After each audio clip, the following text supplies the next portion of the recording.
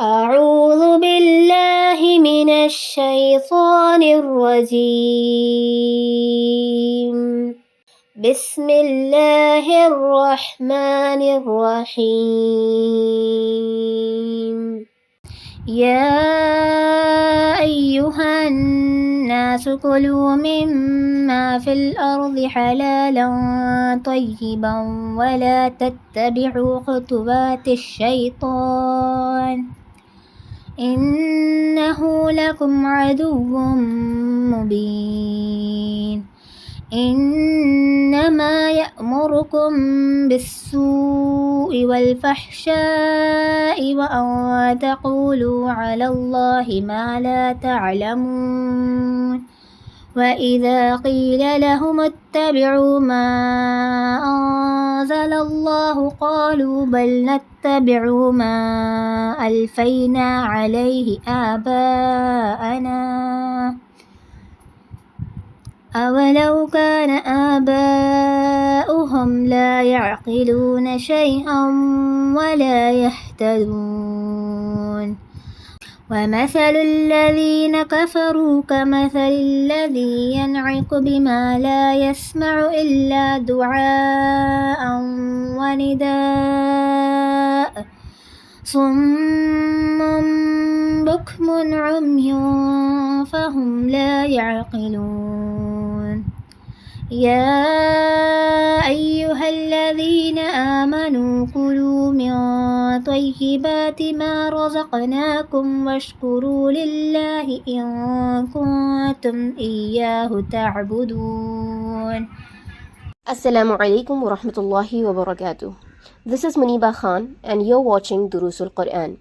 Inshallah, today we'll be discussing lesson number 22, Surah Al-Baqarah, Ruku number 21. This is volume 1. Consume pure sustenance and do not follow Satan. Translation. O people, eat from what is lawful and good on earth and do not follow the footsteps of Satan, for he is your sworn enemy. He, that is Satan, only orders you to commit evil and immoral deeds and to say concerning Allah what you do not know. And when it is said to them, follow what Allah has sent down, they say, instead, we follow what we found our forefathers doing.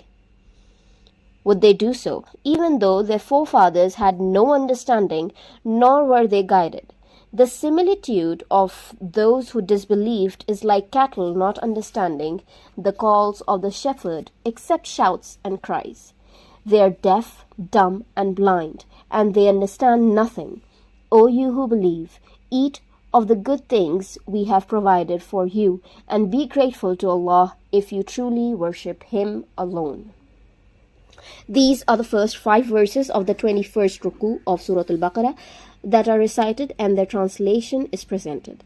Let's ponder over them in detail and seek guidance. Point number 1.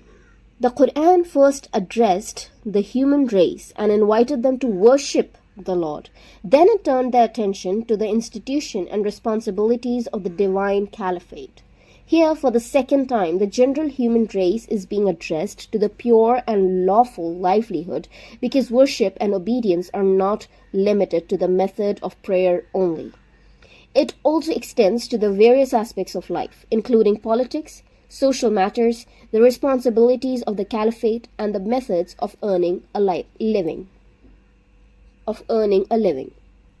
Point number 2.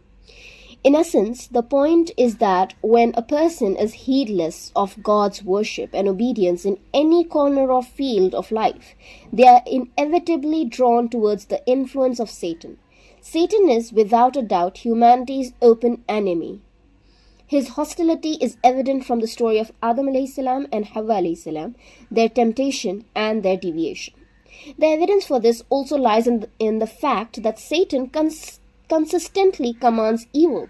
He lures people towards bad thoughts and beliefs, corrupt ethics and habits, negative social norms and behaviors, improper methods of earning and spending, and misguided principles in politics. Similarly, in every aspect of life, he promotes indecent and immoral actions, thus demonstrating enmity towards humanity. Point number 3. The Qur'an has drawn attention to pure and good foods as a cure for a religious disease. Many people in the world have been victims of false religiosity and have been caught up in greed and an excessive zeal for spirituality. Hence, they afflict their bodies and souls with self-imposed suffering, forsaking food and drink. The Qur'an says that one should definitely avoid consuming impure and forbidden foods. One should not even come close to forbidden things. Earnings obtained through forbidden means and undoubtedly impure and unclean, and they destroy spirituality. The body nourished by such earnings will not be deprived of paradise but will face punishment in hell. Point number 4. Another disease is ancestor worship, meaning blind adherence to the forefathers. The thoughts, beliefs, customs, and dietary restrictions, permissible or impermissible, that have been passed down from generation to generation are considered to be from God. The Qur'an instructs that the guidance, instructions, commandments, and laws sent down by Allah should be followed. Following one's ancestors instead of Allah's guidance can never be correct, because it is possible that one's ancestors may have been deprived of reasons and guidance, or they may not have used their reason, or they may not have been following the guidance. As for Allah's guidance and commandments, they are all guidance and truth. Point number 5. The Qur'an presents arguments and pieces of evidence for every message and invitation it gives to humanity. It provides historical and social evidence. It also argues from reason, logic, and proof. Yet, people still adapt a path of denial and do not utilize the power of conscience and natural abilities. They consider the call to the truth like the cry of a beast. While they have ears, they become deaf to the truth. While they have tongues, they become mute when it comes to speaking the truth. While they have eyes, they become blind to the path of truth. Therefore, they should be invited to the truth, but one should not chase after them. Point number 6.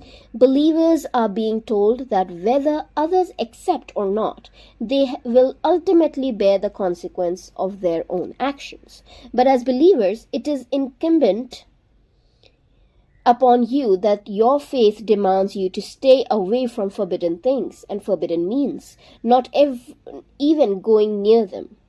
Consume only lawful, eat only pure and good things. In this way, present an exemplary and virtuous lifestyle, not only in your practical life but also in your dietary choices, so that you can set an example for people that the character of a preacher is free from hypocrisy.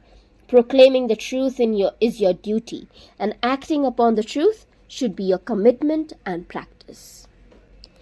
Point number 7. In this way, you can also express thankfulness for Allah's blessings and favors that He has bestowed upon you, namely the ability to accept the path of truth and sincerity and to believe. If you are true to your claim of faith and only worship and only obey Allah, then adhere to His instructions in eating, drinking, and earning, and eat only halal and pure food. Here we end our today's episode. Inshallah, we'll see the next few verses of this ruku in the next episode. Jazakallahu khair. Wassalamu alaikum wa rahmatullahi wa barakatuh.